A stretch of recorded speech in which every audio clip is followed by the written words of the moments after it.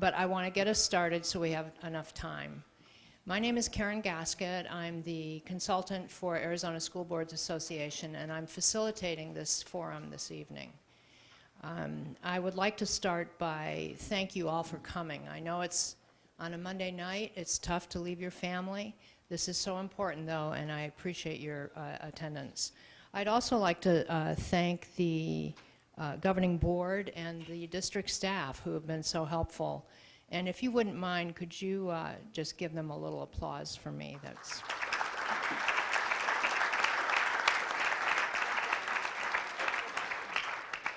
They have worked really hard to get to this point this evening, and to that end, I'd like to explain what's happened so far just briefly.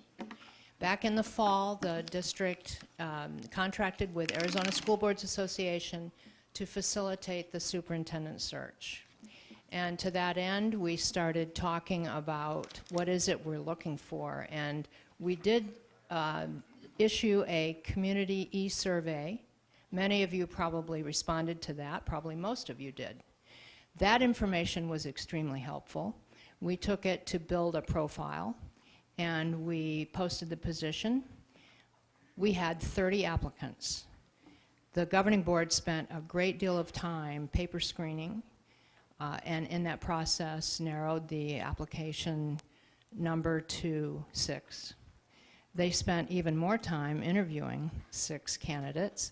And from that process, they've narrowed it to 3 candidates who are sitting before you this evening. We had excellent candidates. These are the best of the best. And tonight, the process has come to the final stage.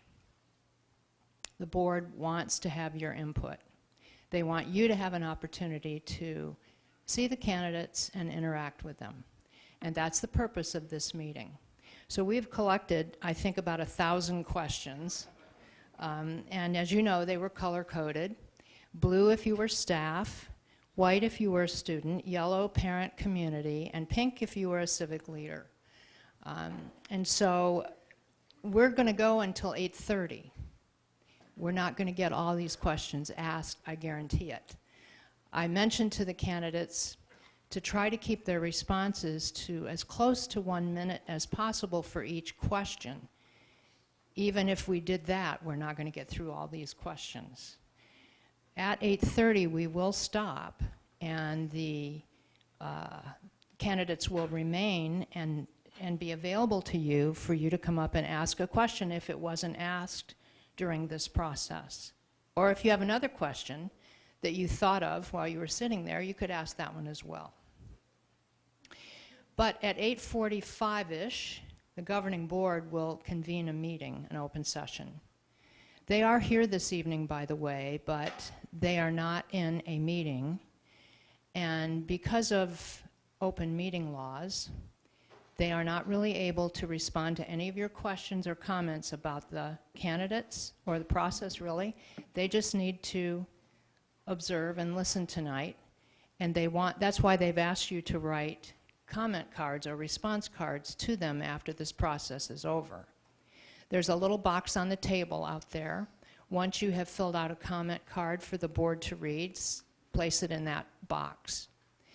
After they call their open session, they are scheduled to go into executive session, and they'll take all of those cards with them and review and discuss. Then they will reconvene an open session after that, and if they have a decision or if they do want to take some action, that's when they will do it. You're welcome to stay. I'm not sure what time that might be, but you don't have to stay. That's strictly up to you. So the process this evening is one of transparency and opportunity for you to get to see our candidates. Does anybody have a question before we start? I've lulled you to sleep, I can tell. Okay. It has been a pleasure for me to work with this district, I might add. This is a lovely community, and the district is full of wonderful people, including all of you. So with that, we're going to start by asking each candidate to introduce themselves. I forgot to tell you that part, by the way. I'm going to have, there are mics up there. I will have them start by introducing themselves, and then we'll get going with the questions. Just briefly, a little picture of who you are. And we'll start with Dr. Cruz. Good evening. It is such a pleasure to be here. I am so impressed by the turnout tonight, being so late and after a very, very long day for most of you. So thank you very much for coming out. I have had a variety of experiences ranging from kindergarten through 20, teaching at the university and all the way through high school as well, and have had ranges of many experiences also at district office, holding a number of different positions there and really focusing on student success throughout many of those and most of those positions, and really focusing on curriculum instruction and assessment, but really focusing through all of those on student success.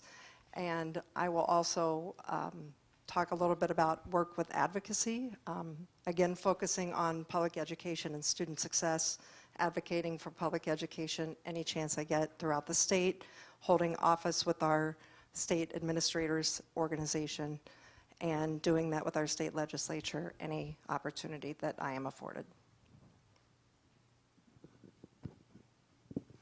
It's good to see you guys. My name's Court Monroe, and I appreciate everybody coming out. I do agree, Dr. Gasket. I think it's a wonderful showing after a long day of work. So thank you. I do want to give a shout out to the school board. It's been my pleasure to be able to meet with the school board a few times, and I don't doubt that excellence in education is important to them, that your child's schools are important to them, and the families and the quality of education is important to them. So just about me, I'm from Southern California. I've been out here in the desert since '99. I've been happily married to my wife, Michelle, for 22, almost 23 years. In 2 weeks, April 6th, don't tell her I paused there. And we have 4 wonderful daughters. My oldest daughter is serving an LDS mission in Nebraska. She will come home and be a sophomore at BYU in Provo. I have a freshman at BYU. Currently, we only have 2 left in our home. I have a sophomore and I have an 8th grader. The reason I say that is those aren't typical things you get to hear about candidates. Those aren't, I'm just a normal guy. I'm a normal father and a husband who's been committed to education and being a leader and trying to better people's lives. And so it's good to be here. My background, been a principal at various schools and successful districts in this state. Been a director, and I'm currently the proud assistant superintendent in the Queen Creek School District, where we're doing very amazing things. And I feel very blessed and very fortunate to be here and to be a finalist in Maricopa, learning about your community. I think there's a lot of wonderful things that I'm learning, so I appreciate being invited here tonight. Hello there. My name is Tracy Lopeman, and I am thrilled to be here tonight. I also want to thank the board for their confidence in us and their focus on transparency and making sure this is an open meeting, an open opportunity for you to ask us questions and just get to know us. About me, this is my 28th year in education. I've spent all of that in the Alhambra School District, which is an urban area in Phoenix, and I've been a junior high teacher. I've been an assistant principal and a principal for 13 years, which was absolutely a wonderful experience to get to spend 13 years with kids kindergarten through 8th grade. At the district level, currently I am the Assistant Superintendent for Strategic Planning, Implementation, and Accountability.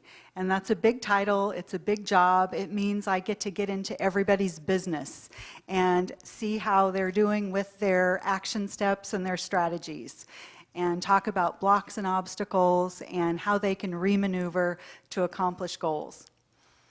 A couple things have been added to my list recently, and that is school safety and social and emotional development. So that has been a wonderful opportunity to integrate all of that strategy, all of those timelines, all of those lists with what's really important in education, which is the social and physical safety of our kids. So I work with counselors and nurses and the Director of Social Emotional Development to make sure that our staff and our students are able to take advantage of all the great strategies we have in place. So I look forward to bringing that heart and mind to Maricopa, and I hope I get that chance. All right, thank you all very much. So we will get started, and the way this will work is I will ask, I think first Dr. Cruz will get the first question, and the other two will then be able to respond to the same question.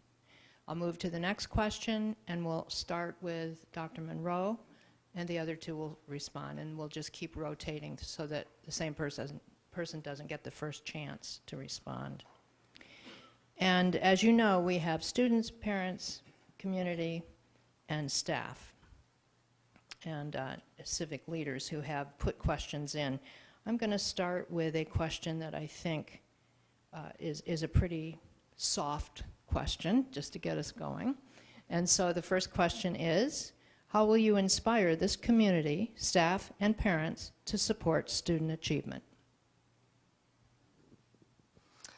Well, that's a great one. Really, students are our future.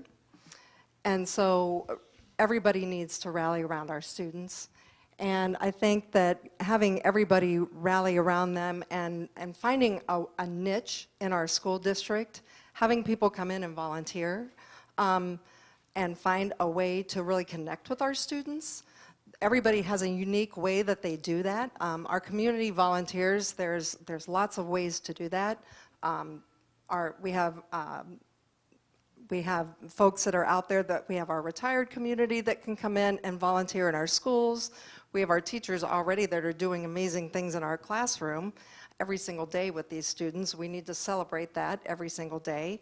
And our parents, we need to capitalize on that and have them coming in our classrooms and seeing amazing things that they are doing. So capitalizing that and marketing that and bringing that into our classrooms and then shouting that from the rooftops. Our civic leaders, having them come in and see all the amazing things that are coming down and seeing those in action in our classrooms, and then helping people see that school is really not what it used to be. Having them come in and walk our classrooms, help people see that school really has changed a whole lot since they went to school, and then having them go out and be ambassadors in our community and inspiring them to help them and help us get better at what we do. So it just becomes a cycle. So having them come back in and volunteer in our classrooms helps us really complete that cycle. So I believe that we can do that through a lot of volunteerism, really capitalizing that with our marketing, and then really taking advantage of all of that in totality.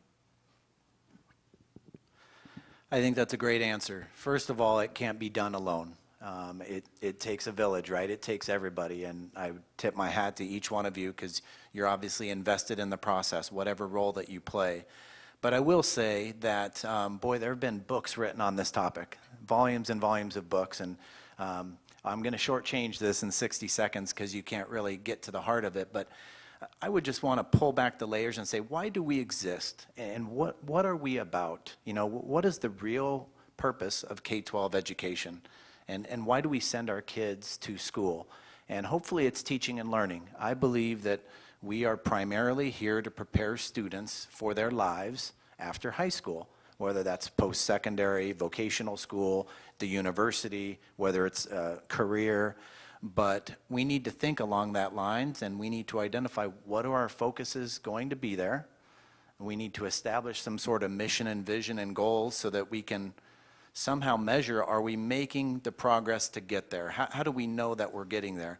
And we know if we keep doing the same things, it's no secret we're going to get the same results. If I parent my daughter the same way and I expect different outcomes from her, it won't happen unless I change my approach to how I'm doing it with her. And so I think that the student achievement is a huge question, but first I'd want to pull back the layers and say, why do we exist and what is our fundamental purpose?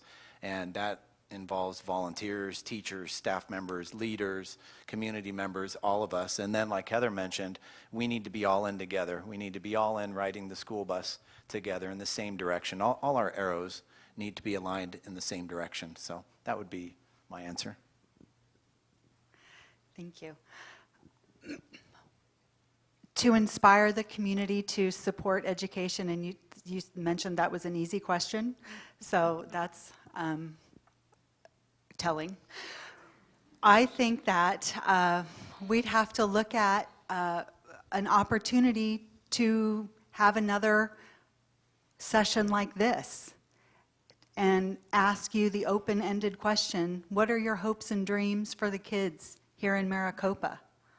I know for me it's that every one of them graduates from high school ready to innovate, create, and be successful. What does it look like for you? Let's find out what is common about what I think and what you think. Let's take an open process and craft that together. Let's share it with our business partners, our faith-based leaders, and let's let them find out where they fit into that hope and that dream.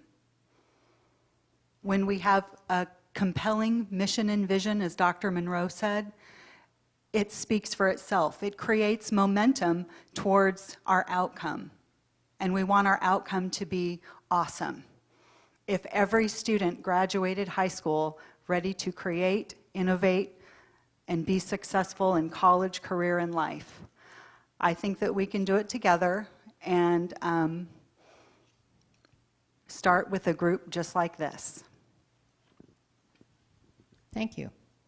And that, by the way, was a question from a staff member. I'm going to switch now to a student question.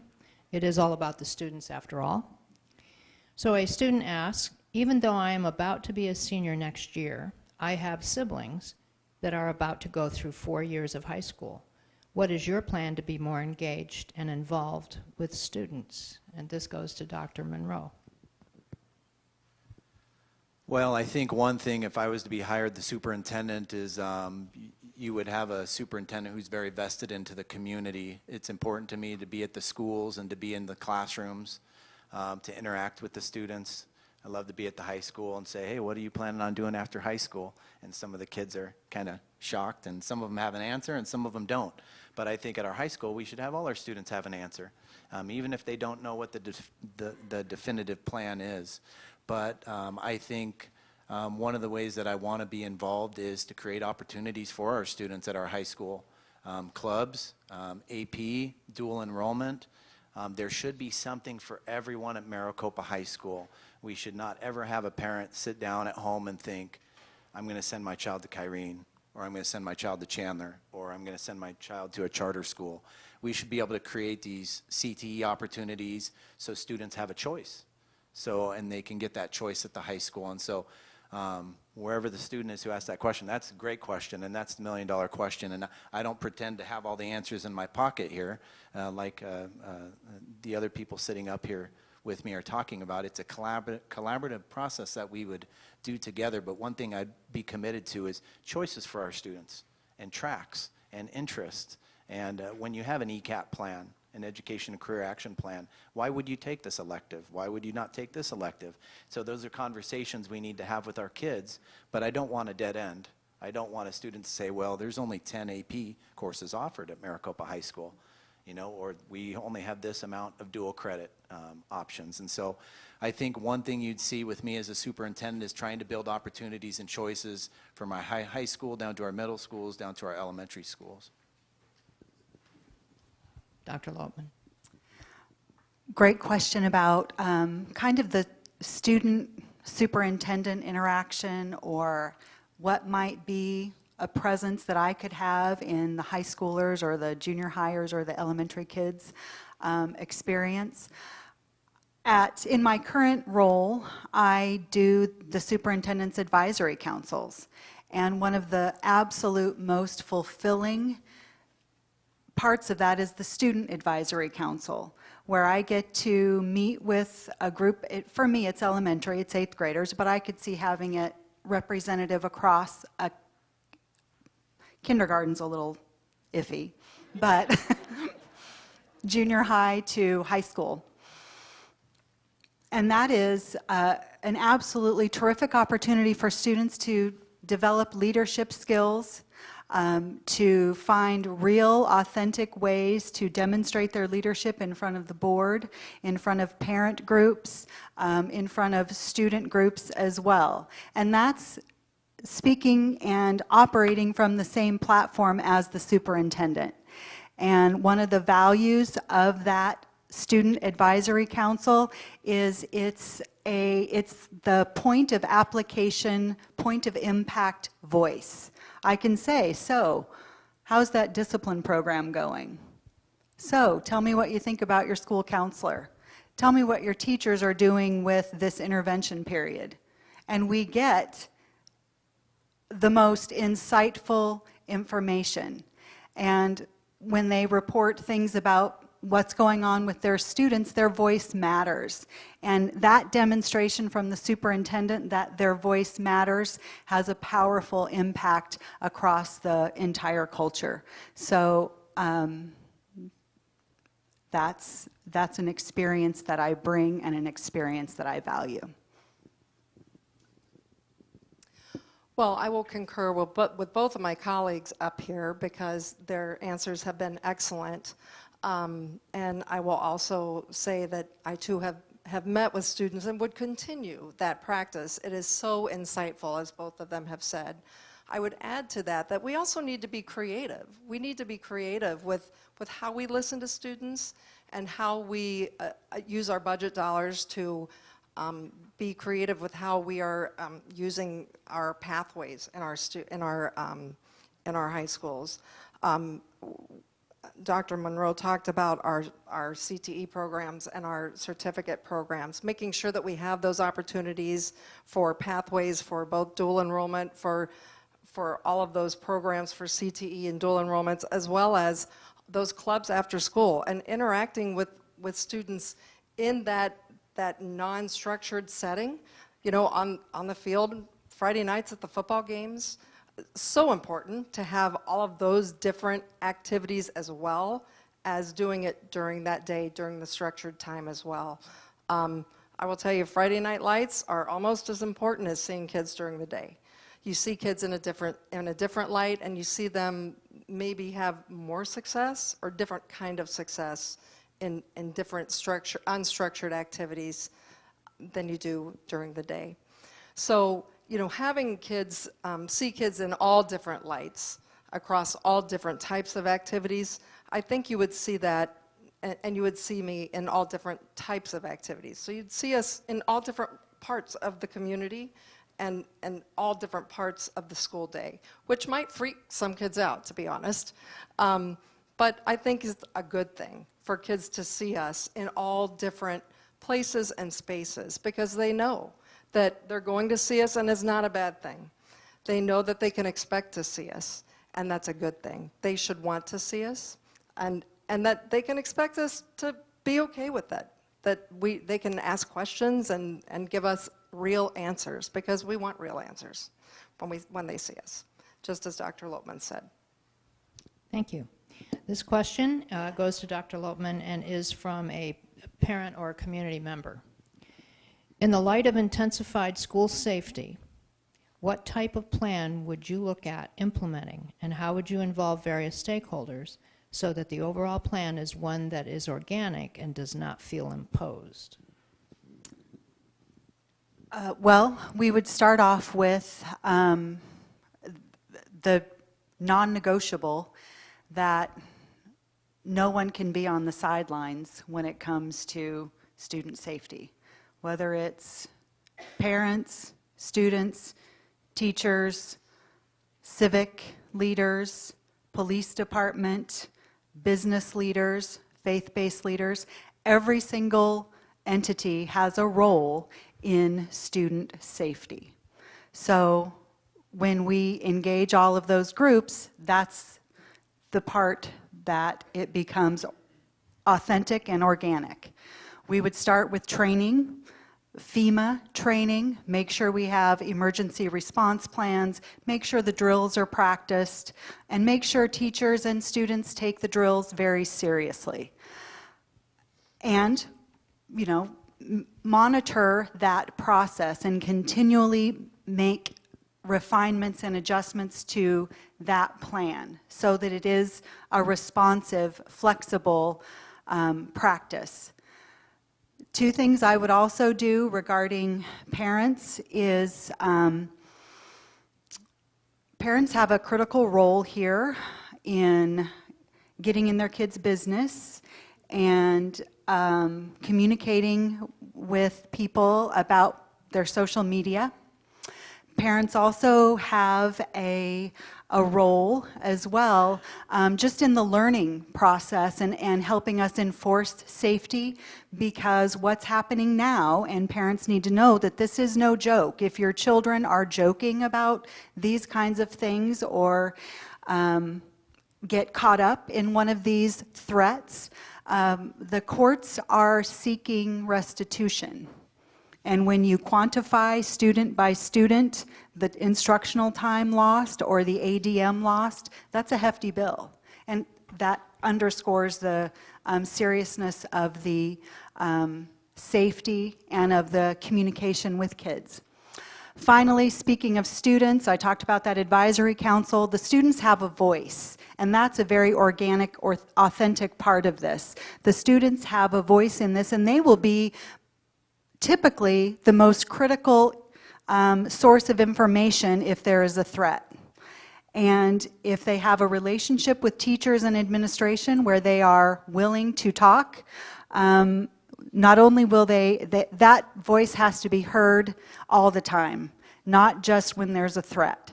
And that's where that relationship comes in with students, so that they're heard even when there's not a threat.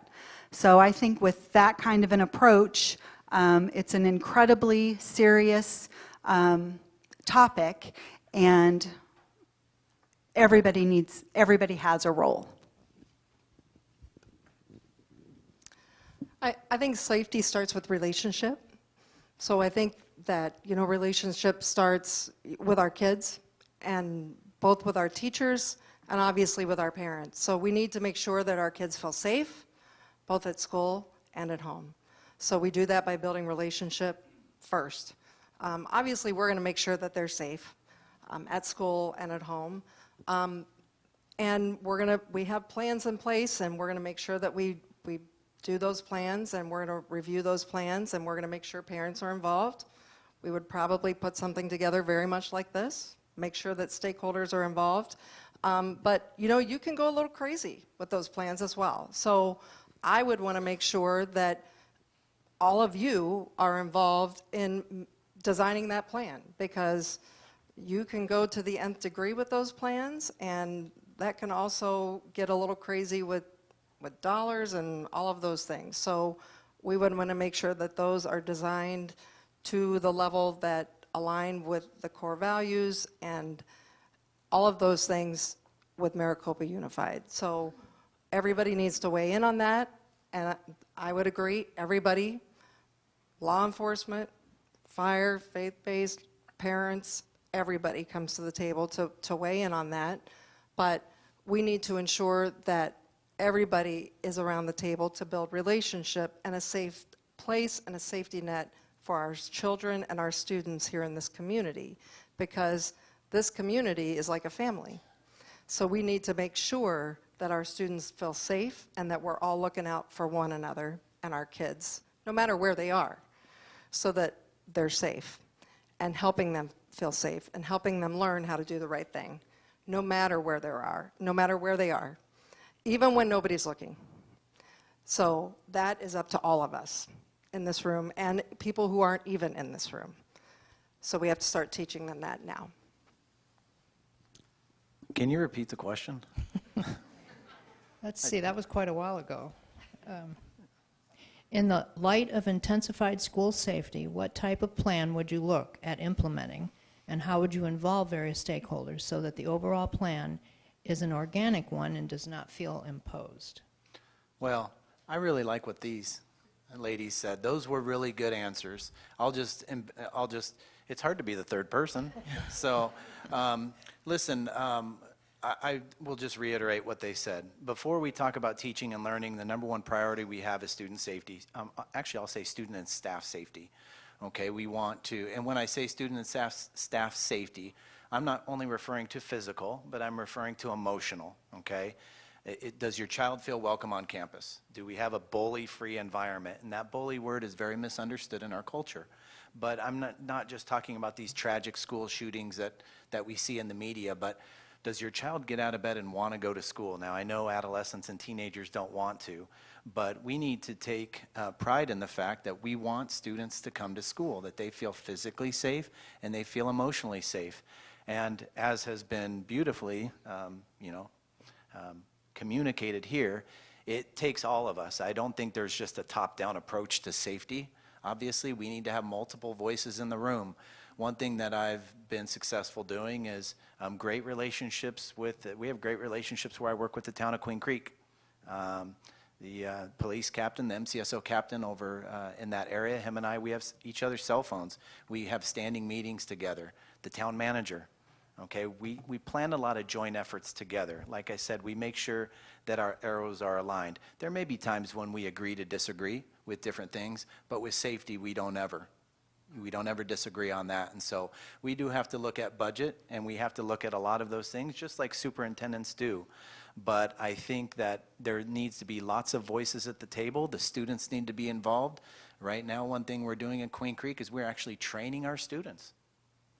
We're training the students. If you're a kindergartner in Queen Creek, you're having a picture book read to you by your loving teacher on the carpet about how you feel, how you keep yourself safe by listening to the teachers in case of a violent intruder. And I feel bad that we even have to do that in 2018.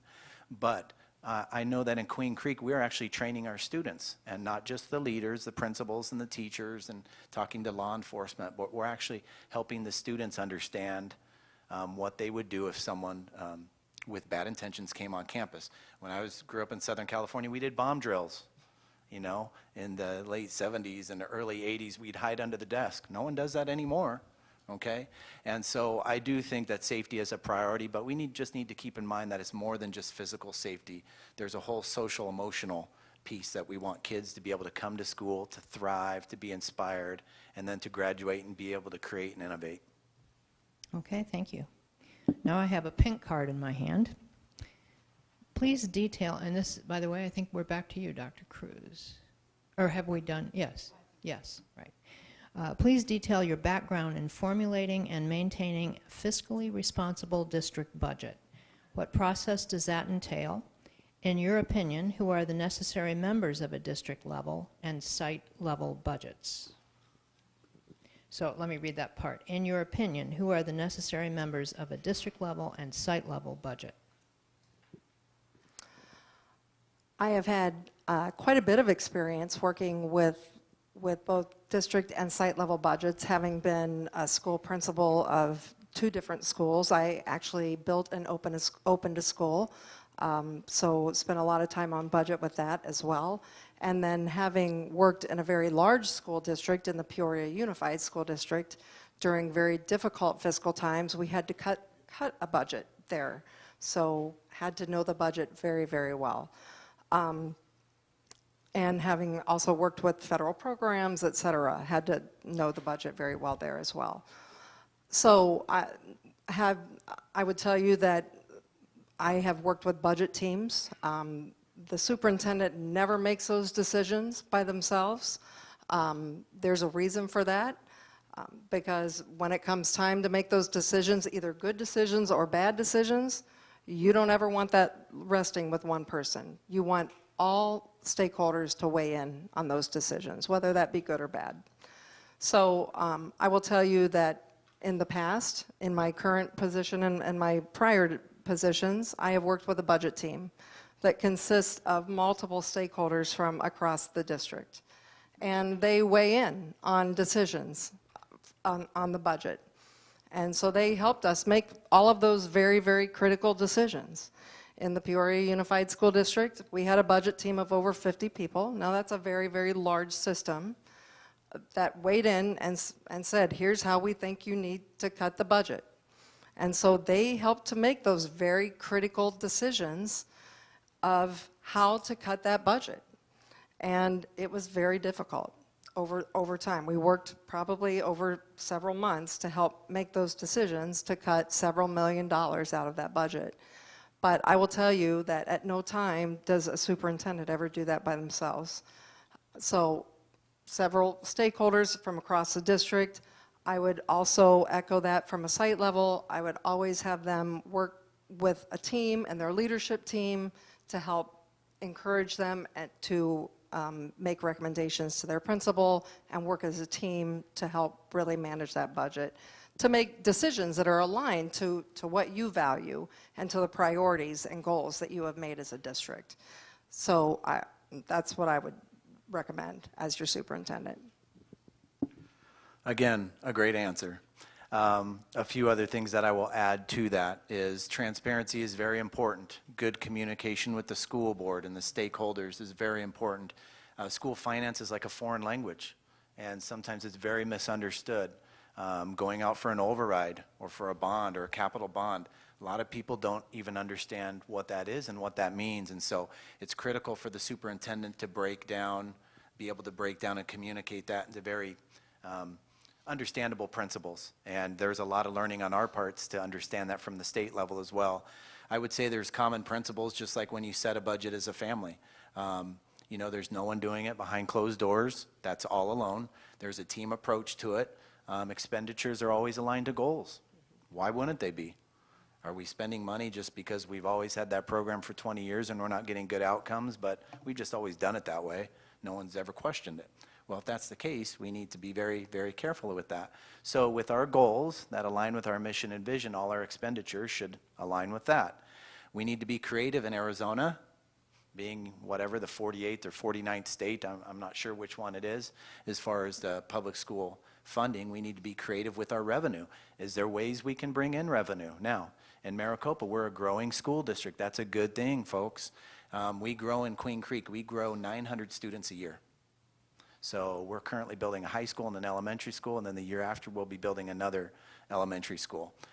So we've had to be very careful with our budget, and we want to attract students to be able to capture that money so that we can help buoy our budget, and we've had to approach the state for SFB funding. What that means is, how do we build schools? School districts don't have this great budget to build a $25 million elementary school. And so you have to be able to lobby to the state through the School Facilities Board, which we've done a lot in Queen Creek, which without looking at any type of study from Maricopa, my guess is, talking to the school board, that's in our future. And we need to have our eye on the growth, and we need to be able to budget accordingly, because there's certain things in this pot that we can only use for these things, and there's certain things in this pot we can only use for these things. So we need to be very creative, and we need to look at revenue sources that can also help us. Community education. Is that a revenue source that a district can bring in? Preschool tuition. Are those revenue sources that can also support our students and complement and supplement our budget? But I do think there's very common principles. Like I tell my daughter at home, we don't ever spend more than we have. Okay, which is probably a really good lesson for us Americans, right? We don't ever spend more than we make, and we're very, very, very, very careful with debt. And we always need to make sure that we understand our obligation to our taxpayers, and this is their money. And so we do things always with due diligence, we do things with faith, and we do things with transparency. So I really liked Heather's answer. I just wanted to add on some of those principal components of the budgeting. It looks like there's some good budgeting practices here. I will say I'm not the sharpest tool in the shed, but standing out there's a lot of awards on the wall for budget reporting and financing. So that probably means the business department is doing some really good things here in Maricopa to maximize those dollars. Thank you. Great answers. I would echo several of those pieces, kind of like the Dave Ramsey approach. I don't know if you ever listened to Dave Ramsey, but that's the idea. You have to have a place for every dollar, and that's at the district and at the school levels as well. If it's possible to I need to give you some background. I've been in education so long, I'm a lifer, that I've gone through this feast and famine sort of, just cycle. And so a site-based budget today is really not that much. You really don't have that much M&O. But it is important for a site-based team to make some decisions about how that money is going to be spent. And that site-based team is going to include parents and teachers and kids to a certain extent, depending on what their goals and action steps are at that school as a reflection of what the goals and vision are at the district level. I believe in a transparent process, a budget advisory committee. That's another one of those committees that I've been facilitating and been involved in for the past couple years.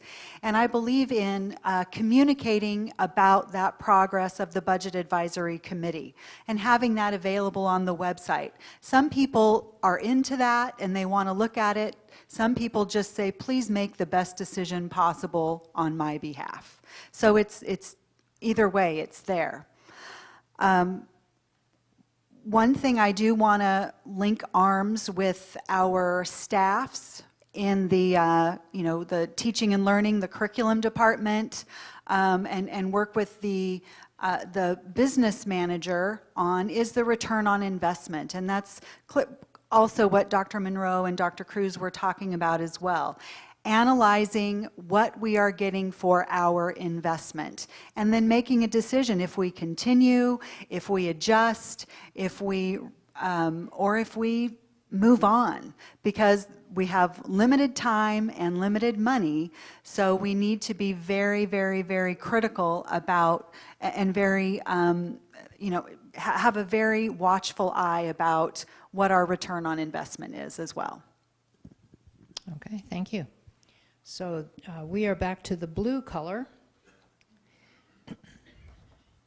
You know what, we have no less than probably 6 or 7 cards about this one subject. So I'm going to combine them and ask you. We'll start, I believe, with Dr. Monroe. It's a little bit of I think it's kind of a sensitive subject maybe for people in the room. Maricopa has been a stepping stone for superintendents to move their career. What do you plan to do to become a real part of our community and stay? And that was asked in several different versions. So that's a question I'm going to ask to hit that topic. How about one more time? One more Can you read time. the question one more time? Maricopa has been a stepping stone for superintendents to move their career. What do you plan to do to become a real part of our community and stay? Well, I was talking to a couple out there before the meeting, and I've been recently introduced to Copper Sky. That is a great place, and I guess that they have adult sports. So I'm in. If there's softball, if there's soccer. No, but in all seriousness, one of the reasons why I'm very attracted to Maricopa is the district that I'm currently in, which I love. There's a lot of similarities between Queen Creek and Maricopa, I've noticed. There's wonderful families and wonderful people out there. It's a very conservative community that cherishes education. There's churches all around. There's Walgreens. All these things are popping up, and I see a lot of similarities in this district, and I really enjoy, I don't want to say a small town feel, because that almost has sometimes a bad connotation to people, but I love the district where there's one high school. It's our flagship. We're all Bulldogs. Queen Creek High School, we're all proud. And I know you guys have probably played them, and if we beat you, I'm sorry. But I'm excited for that in Maricopa. I love that idea. When I was in Higley, I loved that too. We were Higley High School, and then we became Higley High School in Williamsfield. When I was principal in Mesa, boy, there was a lot of high schools. There was just a different sense of pride. And so one of the things that really attracts me to Maricopa is I haven't been a superintendent, folks, so I've been an assistant superintendent. So I would need the community to be very patient with me, but there's no doubt you would never have to doubt my integrity, my work ethic, my loyalty. But I'd like to grow, and I'd like to be with the community. I've been part of Queen Creek and that growth and that planning. There's an excitement to it. And, it's great to go to Rudy's restaurant and see a bunch of people that everybody kind of knows each other wherever you go, and that really excites me. I don't really have any plans on going anywhere, but at the same time, I don't want to ever commit. One thing I've learned from my late father is you just have to be very careful because the most well-laid plans are bound to change. And I lost my dad at a very young age, and so his words of wisdom always resonate in my ear. But I'm committed to the district. I'm committed to growing with the district and being a part of that, and being at community events and coming to the Salsa Festival, and those things are meaningful to me. And that's been meaningful to me in Queen Creek. I love my time in Mesa Public Schools. It was great. It was wonderful. I don't have anything negative to say about anywhere that I've worked. It's been a privilege. But Mesa was almost an empire, if you will. We were about 50 elementary schools, I don't even know, 50, 60, 70 elementary schools, 10 high schools, 10 junior highs. I didn't even know half of the principals in the district. I only knew like the 10 principals around me. Whereas in Queen Creek and in Maricopa, it's like one big family. Everybody kind of knows each other, and we're all in it for the same reason, right? We're all in it for student achievement and for excellence for our kids, and so there's kind of this healthy level of competition, but it's almost a sibling thing, right? It's almost where, as a family, we don't ever want to do anybody harm. We want to inspire everybody. So Maricopa is the type of community I'd love to be a superintendent in, and I'm not really going anywhere, and my wife and I are in a great stage of our life right now, and we have a few more years with our kids in the home, and so I'd really love to grow in the community, and you guys would see me around, and I'd hope that you'd come up and shake my hand and introduce yourself to me so I could better learn your name. But I like this type of district. I like the one high school district where we can all wear our red shirts and all feel proud to be a Ram, right? And all be at the football game, where that's like the center of the community, if you will.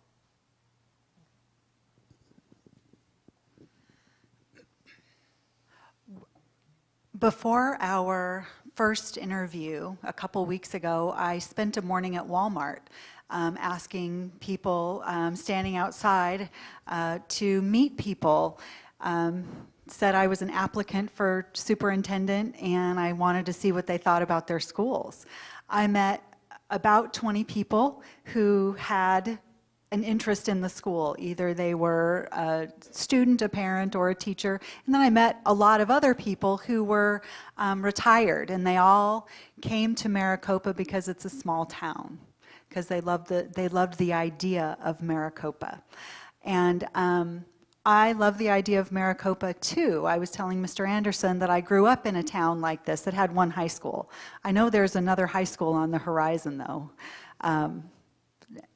The point being is that there is a wonderful pride in this community and wonderful potential in this community. And it was very evident with every single person that I talked to, their love for this community. I have a resume that says I stay. I've been in one district for 28 years. I was a principal for 13. And if another opportunity hadn't come up for me in the district to advance to an assistant superintendency, I'd probably still be there, greeting kindergartners and going to the band concerts. I'd probably still be there doing that. But I want to be a superintendent now, and I'm not looking past your shoulder to see what else is on the horizon. I'm looking to be the superintendent of Maricopa. And I'm looking to go to girls' basketball games, and I want to see what's going on with the Maricopa High Band. They have an awesome Facebook page. I probably need to get my passport updated. I want to link arms with the kids and the parents and the teachers. And everything about my resume says I'm committed. So when people apply for superintendent, you're going to find two distinct applicants. There are some that'll just go out and apply for every single position out there. And then you're going to find some that are a little choosier. And I will tell you that when I mentor principal interns, which I do frequently, and when I mentor superintendent interns, which I do frequently, I will tell you, please make sure that when you apply for a position that it is a match. Don't apply for every single position out there, because chances are you might get it, and it might not be a match, and that might be a bad thing, because you may not keep it for long. So please make sure it is a match. I will tell you that this position is a match for me. Now, you may question yourself and say, oh my goodness, is she a match for us? So you may say, do you want her to stay if you hire me? I hope you do. I too grew up in a small town that had one high school. It was fantastic. Everybody came out for Friday Night Lights. So you say, why does Heather say Friday Night Lights? Because everybody came out. I'm on a high school, when I was in Peoria, the Unified School District, I was on a football field every single Friday night. Now they had 7 high schools, but it didn't matter. I was on a football field every single Friday night. Because that's what you did. You go out and you support your teams. So somewhere you're out supporting some of your teams, it doesn't matter where you go. It is fantastic to be in a small town because everybody knows what their kids are doing. And we're all there to help raise our kids and support our kids. Now, I will tell you, I'm not going anywhere. I love the Valley, and I have been here since 1985, so I'm not going anywhere. So if you will have me, then there's no reason for me to go anywhere else. Okay, thank you. I have 2 questions here, one from a student and one from a mom about the gifted program. And I think we are Dr. Lopman, yes. So the student says, how do you plan to address academically gifted students and challenge them throughout all 4 years of high school? And the mom says, our district is struggling with gifted students, exiting to other districts because of a lack of quality programs. What are your feelings about gifted ed, and what will you do to raise the bar? My feelings about gifted ed match my feelings about ed. It needs to be individualized as much and as to the greatest intensity and as frequently as possible. I know we have an investment in blended learning, and that's the beginning of it. Gifted kids are sometimes marginalized, and left to help the other kids. That's not what I want to see. I want to see our gifted kids being inspired and challenged with different ways to access information, whether that's, and most of that is going to come through technology. So using different resources in different ways to access information and giving them tremendous variety in how they demonstrate their understanding and how they demonstrate their learning. Motivation can be a challenge with students who are marginalized for different reasons. So we want to make sure that they are also part of that decision, part of the decision of how they want to access and how they want to express their understanding. We also want to incorporate rigor and relevance. Instead of keeping them in the classroom to demonstrate their understanding, we need to give them real-life, grown-up types of examples to demonstrate their understanding, whether that's a meeting with the mayor. The mayor seems to be really available for a lot of reasons. So maybe there's a meeting with the mayor to talk about safety.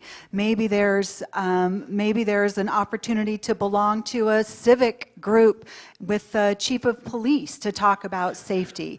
Maybe they can really start to dive into their career choice or their university interests, their interests of study that they might want to pursue.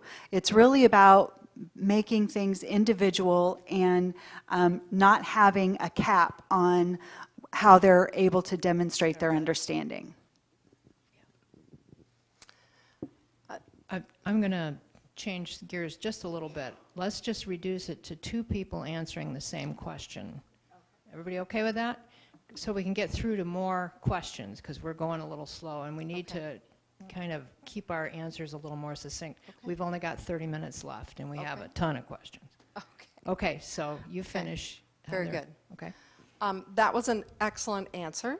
Excellent answer. So I'll just add on to that, the high school piece, that I would just make sure that we have equity and access for all of our kids, and ensure that we are reaching out to some of our partners, and maybe there's partnerships that we can bring in to add to that range of pieces at the high school level for students, making sure that we have a range of opportunities for AP, for CTE, for dual enrollment, and making sure that there are depths and breadths of those as many as that we can afford, and not budgetarily, but afford to have available for students, and making sure that those are available to them via technology, via blended learning, and any way that we can make those available to them.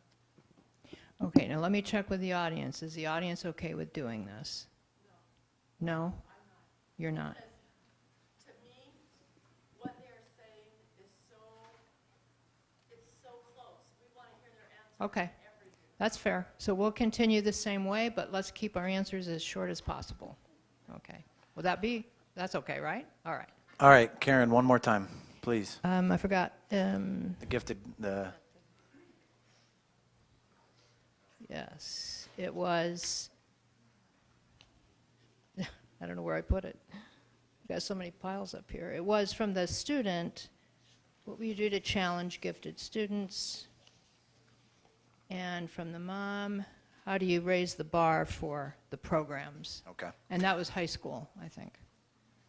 Okay, well, there's a lot of different gifted models that districts do, so I'd be really curious to learn what Maricopa does and what the genesis of this question was, because I think I read in some of the survey feedback, I read all of those. By the way, those were great. That's really great data. I don't know, 300, 400 answers, but I want to say gifted was mentioned a few times.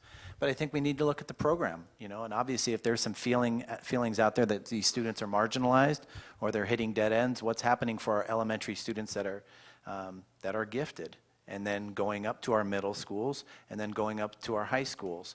You know, it can't simply just be honors, AP, dual enrollment tracks, but what are some of those opportunities? And I think there's a lot of different models that offer good things. It all starts at the elementary level and how we're obviously identifying who these students are.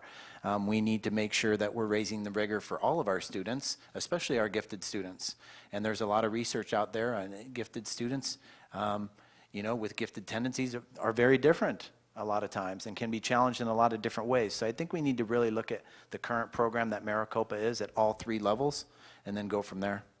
All right, thank you. Who starts this time now? Okay, you are. Student discipline has been a focus for our district in recent years. This is from a community member or parent, maybe.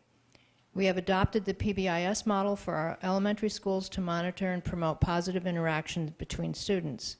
What experience do you have with PBIS or other research-proven student behavior programs? 1 minute. Absolutely. So I have implemented PBIS a number of different times, both in my current district and in my former district, as well as moving that to the next level with implementing conscious discipline, which is more of an approach of social and emotional support and teaching replacement behaviors to students when they do act out. So PBIS kind of stops kind of there. So really looking at supporting PBIS and then teaching those replacement behaviors to students so that they can be successful and not repeat those behaviors over and over and over and over again, helping them to have those skills so that they don't repeat those behaviors the next time. Thank you. We're currently rolling out our PBIS to our elementaries, middle, and our high school, kind of a 3 to 5 year phased plan. It's something that hasn't been in place in Queen Creek and that there's a need for it. Having been a classroom teacher, having been a principal, having been a director and now the assistant superintendent, I believe in PBIS. I think that there's great things, but it needs to articulate all the way from the elementary school all the way up through the high school. I know when we talk about tier 1, tier 2, tier 3, some of those things are a foreign language for you. But listen, folks, if you have the PBIS at the elementary school, it works. Now, how much fidelity are we showing to it? And other questions involved. But we can get a lot of good things out of our PBIS for our students. But I would like to see it kind of articulated all throughout the organization so our teachers have tools and our schools have tools to help our kids be successful. Great answers. I have some familiarity with PBIS. I did not implement it at my school, but I supported principals in a mentoring program who did implement PBIS. And it has wonderful advantages for creating a school culture that is positive and creates a momentum around those kinds of interactions. I will tell you, for me, whether it's PBIS, Love and Logic, whatever our approach, our research-based approach, the classroom will be sacred. It needs to be an orderly environment for kids to learn and teachers to teach. So I will work with principals on whatever their decision is. I know we are invested in PBIS, so continuing to invest in that and develop it and make sure that it's achieving the outcomes we desire. I would also invest in trauma-informed instruction because that allows teachers to give some other fill in some of the gaps that are missing for kids who are creating disruptions in the classroom. So we need to make sure it's a comprehensive approach to ensure that the classroom is disruption-free and kids can learn and teachers can teach. Thank you. Next question. In your opinion, what is the role of the NEA, AEA, and local teachers association? What is your experience in dealing with them? And if applicable, please explain the process of meet and confer. And what, if any, part of that process do you plan to bring to Maricopa? And that would be Dr. Monroe. MEA, that's the Maricopa Education Association, I'm assuming? NEA and AEA. Oh, the NEA, okay. Well, same thing, I guess. The MEA would be the local chapter. I have been trained in interest-based negotiating, IBN, the IBN process, which is a little different than meet and confer, but I think it's a very important process. Listen, our teachers are our most valuable employees in the district. They create the magic in the classroom, right? Whatever happens within that wall, anything good that happens, it's because of our teachers. And so I believe that there has to be a good, healthy, open, communicative relationship between leadership and between those groups, regardless of what the law says or what's happened in Arizona, that there should be some sort of relationship, that people should have a voice and people should be able to advocate, and that there should be representation from these groups when we do budgeting and things like that at the district level. And so districts have different approaches, and I've been in a few different districts that have had more active chapters and some that haven't had such active chapters, if it's indeed called a chapter. But I think that there's definitely a role, and listen, sometimes that's the best laid secret, is just simply ask a teacher, and they can tell you what you need to know. That's like the best data. Sometimes when we're trying to crunch numbers, all you need to do is walk around and ask some classroom teachers, ask the math department at the high school, and what happens with the AEA, NEA, it gives us a process to be able to do that and to have that input to improve our district. Thank you. 1 minute. So, in 1 minute, I have a lot of experience, like I said before, with the Superintendent's Advisory Councils. I'm going to try not to talk too fast. I have experience with the Superintendent's Advisory Councils, classified, certified, administrative, student, etc. But I also meet with the association. It's about twice a month with their leadership. So I believe in a productive relationship with any teacher leadership.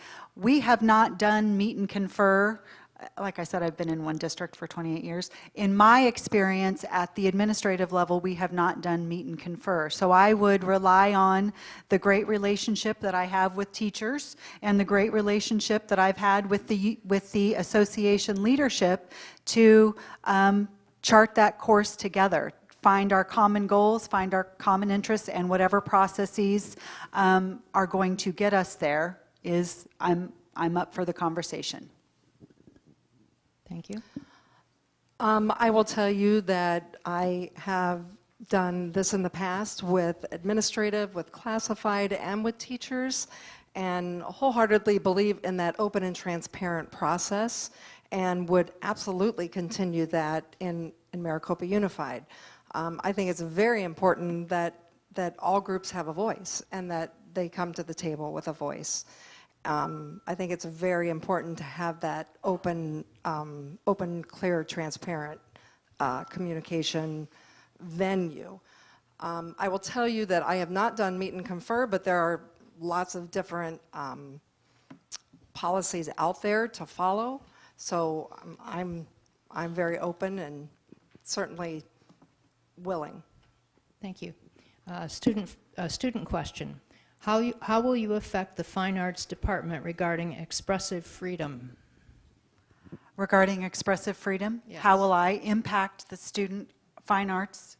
How will you affect the Fine Arts Department regarding expressive freedom?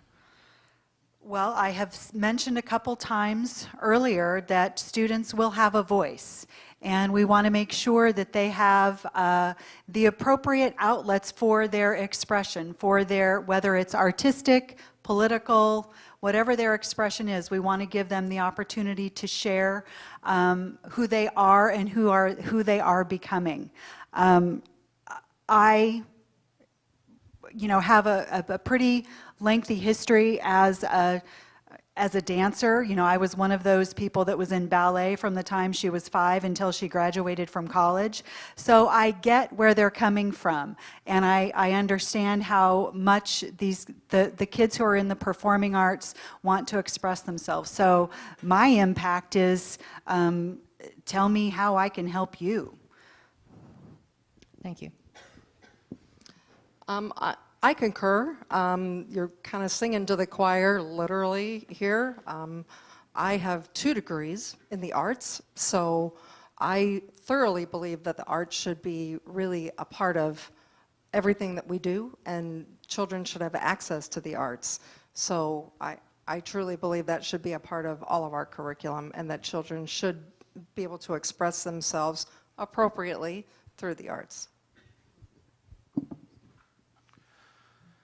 I agree. I would just want to make sure that we just leverage that everything we do with the arts jives with the values of the community. So I just think you always have to be careful of that. So when we talk about expression, people can express themselves in different ways, and I am a big proponent of the arts. But I would just want to make sure it's in agreement with anything that's in school board policy, and that we're doing it in an appropriate and not an offensive manner. Very good. You're doing a nice job, by the way, keeping it short. All right. I am a newly principal, certified and highly proficient teacher. What are your thoughts about ensuring I receive the support to be an effective administrator and remain in the Maricopa district? I believe this is certified and highly proficient teacher. What are your thoughts about receiving support to be an effective administrator? And it goes along with another question, which was, what is your philosophy about bringing in new blood versus bringing up people up through the ranks? 1 minute. All right, well, that's a humdinger for 1 minute, okay. Well, I think that you have to have a mix. I think it's really healthy to have a mix, although, you have to decide how much of a mix you have. Again, this is a hometown kind of feel, although you still have several positions posted on your website, so you still have lots of positions to fill, so you need to kind of balance that. On the support side, I would say that's our job to help support you appropriately. And I will tell you, principals are kind of and I talked about this in one of my interviews with the board, and I'm going over my minute, I'm sorry. They're kind of the linchpin that make all of this work with schools. I think they're very, very important in our organization, and I think they're very, very important to school success and to absolute teacher success at the school level. If we want to attract and retain highly effective teachers, we need to have highly effective leaders, and we need to support our highly effective leaders. So we need to make sure we support those leaders, because teachers don't want to work for leaders that aren't effective. And that's kind of the bottom line. So we need to make sure that we support our leaders and make sure that we do that well. I'm going to take a different spin on it and say, you know, we need to have opportunities for promotion within the district, and sometimes that, you know, it can be limited, I get it. But what are we doing to build our leaders? If you're a route coordinator in transportation, if you're a third grade teacher, the math department chair, what opportunities do you have to potentially promote? Again, I know that they're limited, but there can be things like leadership academies that we can form within our district. Year 1, year 2, year 3, that come at no cost to the employees, where they can learn some of these leadership behaviors.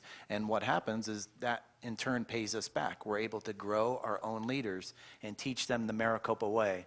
We have the Queen Creek Leadership Academy that I'm in charge of in Queen Creek, where we're trying to promote our own pipeline to grow our own people. You sometimes do need to hire from the outside. I agree that there's sometimes a balance, and we're 3 outsiders here, and thank you for giving us a chance. But I do think that we can strengthen our district pipeline to give our great employees chances to promote, opportunities to promote. Well, I'm the product of someone who came up through the ranks, and I think Mr. Williams is too, right? Is it Thad? He is, right. Yeah, hi, good. So there's tremendous, there is value and reliability in promoting people through the ranks. And I know we have a leadership development program here. Thad's a little tired, I think. We have a leadership program here to grow our own leaders.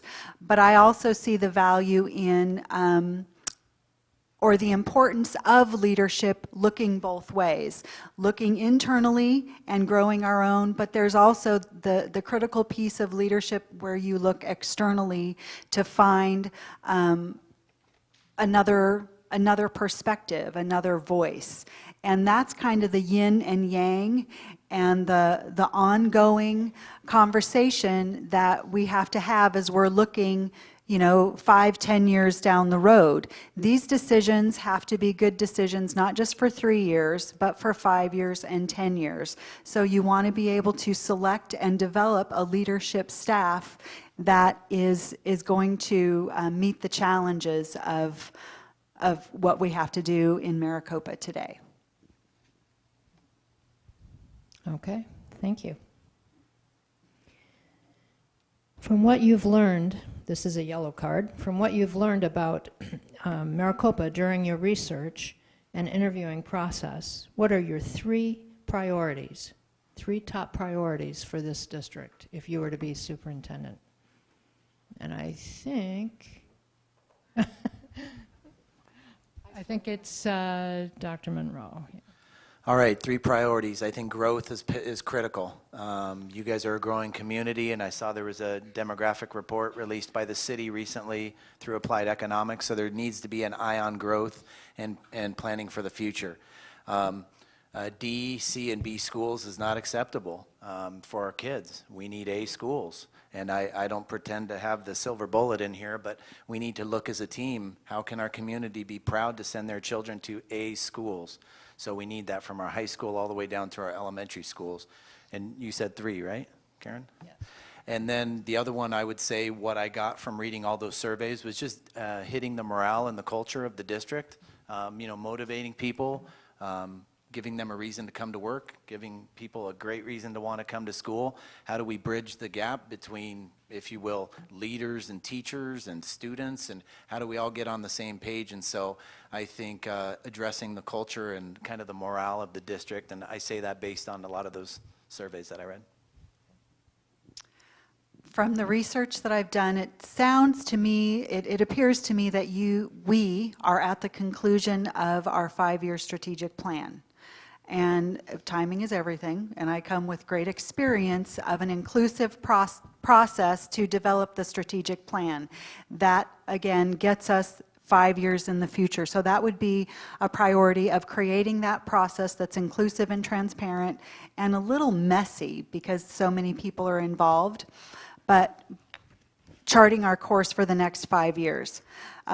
A subset of that is student learning and making sure that our students are going to be able to graduate from high school, every one of them ready to create and innovate. So working on the student outcomes is my second priority. The third priority is in relationship to the explosive growth that the demographer mentioned in his report. When all of these changes are occurring, there's lots of action steps and data and strategy, but it's really important to remain personally connected. It's very, very, very important to remain invested in good relationships with each other as grown-ups and with our kids so that they're not lost in the shuffle. So those are my priorities: the strategic plan, student learning outcomes, and keeping a family atmosphere and focus on relationships. So excellent answers. I kind of have the same answers, but in somewhat of a different order. I put student learning first, just because, you know, kids always come first, and looking at their success just really has to come first in my mind. So that would be kind of our number one goal, looking at that and fleshing that out. And then really kind of looking at your strategic plan. It is kind of, seems to be kind of at the end of its cycle, and really bringing all of you kind of back to the table and seeing what that looks like for us moving forward. And, you know, I would be new and kind of looking at things through a different lens. Does that really seem to fit? And setting some new goals together and setting forth on a new journey together would be my second. And then, again, looking at that growth and making a plan for that growth together. Looking at budget and all of the things that brings with that growth. All right, very good. We have a couple of questions about technology. I'm going to try to combine them in the interest of time. A student says, we currently have a 3-8 blended program. Where do you see this program going in the future? I believe that's technology. Am I right? Yes. Yeah. And what is your stance, from a community member, what is your stance on student technology? What level of priority do you give it for students on one-to-one student and technology? The one-to-one. One-to-one student Yes. technology, that is a priority. It is a goal as well. I don't know what our ratio is today, but one-to-one is, one-to-one every day would be a great accomplishment. I believe our students need to have access to the devices and the software and the programs that are going to allow them to compete with other kids from other districts, from other states, from other countries. And so I'm invested in technology and getting it in the hands of students. The blended learning, what do I see as the future of the blended learning? Well, my future regarding blended learning is getting to know more about what it actually looks like, you know, with some practical experience of understanding what the application of blended learning is here in Maricopa. If it's anything like what I think it is, it fits my expectation for individualized instruction, having that kind of an outcome. So unless it's something that is not matching what I'm envisioning, I see investing in it. One-to-one would be amazing for our kids. I really, when you think about our kids where they are today, you know, they live with those devices in their hands. So we need to really teach them to appropriately use them. And you would think that they know how to use them, right? But they they still have some, what I call splinter skills. So they still don't really know how to use maybe Word or PowerPoint or they still don't appropriately know skills around digital citizenry. So we really need to teach them the skills that they're going to need to be successful in the 21st century and beyond, because that is their world. That's where they reside, and even though it is not our world. So we need to teach them those skills so that they're going to be successful in life and beyond high school and college, because that's what they do with technology. So I fully embrace technology. I am a lover of it. So I love that we are moving towards a one-to-one deployment. So I'm all in with that. And blended learning, I'm anxious to learn a whole lot more about how you define blended learning and what that looks like here in Maricopa.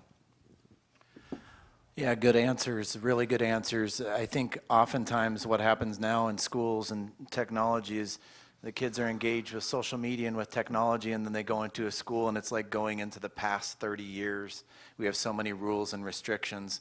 I think we need to identify what is the role of technology and what is the why behind it, and then what is our plan, because you can find funding and you can give every student a Chromebook, but why? You know, and again, I'm all for technology, I'm a champion of it, but I think we need to be very, very careful as we roll out with our technology, how we do it, what we're doing it for, and what's our vision. If you have one-to-one at the middle school and then they go to the high school and there's no one-to-one, we haven't built upon that. So, but I think we do need to understand that our kids nowadays, a lot of them will have jobs that haven't even been invented. You know, we've all heard those statistics. So whether it's coding and digital citizenship, we just really need to have a concise technology plan rather than going crazy like a lot of districts do and just start buying things willy-nilly that's not related to any type of plan. I've just seen that happen too often. So I just think we need to be really strategic. It's very obvious that it's a priority in Maricopa, and it would probably come out in our strategic planning. Okay. We have 3 minutes left, so we'll ask one more question. And the question is, with an ever-growing population, how do you support schools and administration that are at or above capacity with the ESS population? And who do we start with? That's you, okay. Well, that's a tough one. I think we need to be really creative and make sure that we have the appropriate supports in place. And we need to work together on that. We need to make sure that we are tapping into our experts. I'm looking at our director down here to make sure that we are utilizing their expertise and utilizing best practices and making sure our programs are really stellar and making sure those best practices are in place, making sure we have the supports for our teachers, making sure that we have research in place around our programs and that we have professional development for our teachers. And that all being said, we're still going to get explosive growth with students coming to us. I will tell you, in my district, we have had a huge number of students come to us over the last year and a half, and we have had explosive growth in our self-contained programs. So I feel your pain. We have huge numbers in those programs, and so we have had to have contingency plans and break classes in the middle of the year. So, you know, we've had to get very creative with how to do that, use contract services for teachers, et cetera. So not things that you want to do, but things that you need to do in order to relieve things and keep things safe for teachers, students, et cetera. So making sure we have plans in place and that we also have a network in place that we can go out and utilize when we need to. Thank you. I agree. I think we can learn from our neighbors as well. I think sometimes districts fall into the trap of we all try to reinvent the wheel when it's a copycat business, just like the NFL is a copycat league. Someone starts an offense and everyone starts to be successful at that offense and all the other teams do it. So we can look at some of the West Valley districts that are having success with some of these programs and these populations and look at the East Valley districts that are, and we can build that network. And, you know, my career has been in the East Valley, and, you know, I have those people that we can call. It's not an easy answer. We don't have to reinvent the wheel, but we need to have a plan. We need to do it together. We need to have a lot of people at the table. So that's what I would say in 60 seconds. Excellent answers. I think that this brings up a reliance on the regular classroom teachers, collaboration with teachers of our special education students, so that we can spread the we can kind of spread our capacity. We can grow our capacity among our staff so that kids' needs are still being met, and we are still taking care of our precious children, but we are also taking care of our precious staff, you know, without having without overloading them. So it requires some creativity, and it requires some flexible scheduling. And I don't have a strategic plan for that question. But I would ask, just as Dr. Monroe and Dr. Cruz have said, I would ask for some teacher leaders to partner with our district office staff and our principals to craft a solution that is specific to Maricopa, specific to the challenges and desires that we seek. Okay, we did start 5 minutes late. So if everybody's okay, I'm going to ask one more question because it's 8:30 right now. Everybody's okay with that? All right. So actually these are two questions. One's pink and one is yellow, but they both kind of get at the same thing. The yellow one says, how will you help MUSD compete with charters, as to opposed to complaining about them? And then the pink one is, we have busloads of students leave our community every day because of lack of quality schools. How will you help us to improve the quality of our education product? You've talked a little bit about that, but I think they kind of go together. So just very quickly, and I think we start with Dr. Monroe. Hey, thanks everybody for taking your time. This is the last question, so it's good to meet you kind of in this setting, and thank you. It's been very nerve-wracking up here, at least for me. This is something that I battle and I live every day. In Queen Creek, we have a 52% capture rate because we have so many charters, very good charters, that offer allegedly something different than we do. But I think we're trying to overcome that, and I think we can in Maricopa. One, I think that's very simple, is we can market our programs a lot better. Sometimes we don't talk about the good things that we're doing, and we can learn a lot from our charters. I don't disparage any charter schools. That was the mid-90s when all that happened. Now we just need to be able to rise to the challenge, and it's on, right? Because we have competition. But there's great programs happening at our schools. Do people know about them? Are we marketing those programs? Are we investing in those programs? And are we trying to find out why people are going to Kyrene, why they're not going to Maricopa High School, and why they're going to Desert Vista or what have you? Are we trying to find out what those niches are so that we can fulfill those? But I'm confident that as superintendent we could do that. I'm confident as superintendent that we could do that together. You guys would have a candidate, someone who'd be very loyal, someone who'd be a good listener and who would value relationships. And this is something that I battled a lot in my career, and but I guess I just wanted to kind of also use that answer to say thank you for being here tonight. Thank you. Another good answer. I did some research coming into this journey with an architect who builds schools, district schools and charter schools. And so he works with the spectrum. And his conclusion is, all things being equal, people would choose a district school over a charter school. All things aren't equal. And so his other conclusion is it comes down to student achievement. So we need to work on student achievement, work on the learning outcomes.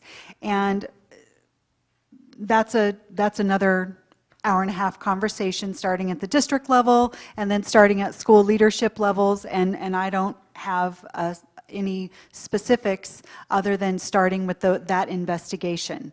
But I would also say that we would invest in the specialties that have begun. Really invest in what those specialty unique offerings are at each school as we develop, as we increase student achievement. That's important. And finally, I think we need to work on our message. We need to work on our marketing. And that would start, I think a very valuable resource would be the teachers in Maricopa Unified who choose to put their kids in Maricopa Unified. They're experts who know and who choose Maricopa Unified. And we also need to make them part of our marketing PR campaign. We also need to talk to the teachers who choose to put their kids in charter schools, if there are any Maricopa Unified teachers who put their kids in charters, or Maricopa Unified employees who choose a charter. Time's up. I don't want to put that on the marquee, but I want to know. I want to know what they're thinking. Thank Sorry. you. That's, you're in trouble. Sorry, no, I'm just teasing. Go ahead. I think this starts with all of us. We're all part of this marketing campaign. And yes, Dr.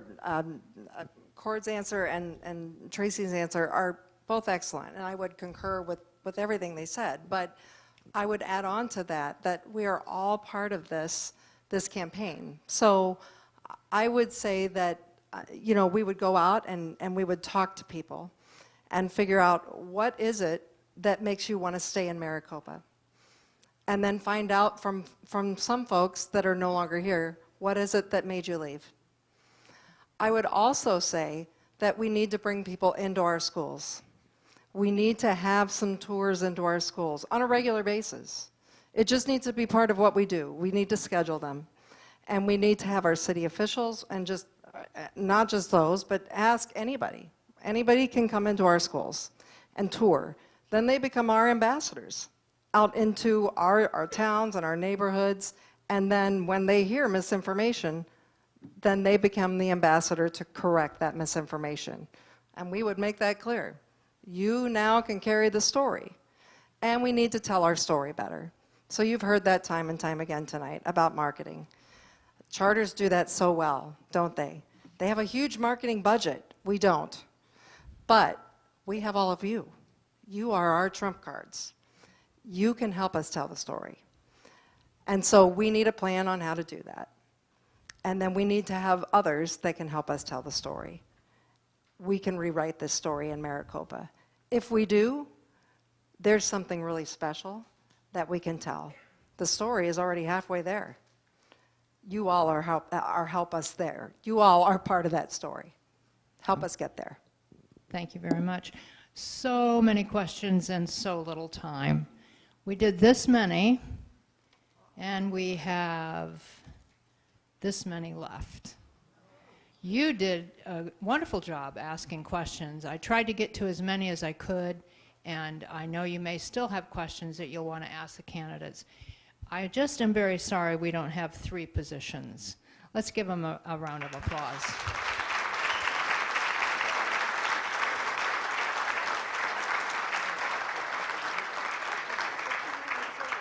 Now, if you would, take a moment to fill out, if you want, a comment card, a response card, and put it in the little box out on the table before you leave, because the board will want to review those if you have some thoughts you want to share. And feel free to talk to the candidates now, and the board will be probably starting in about 15 minutes, my guess. Thank you very much again for coming.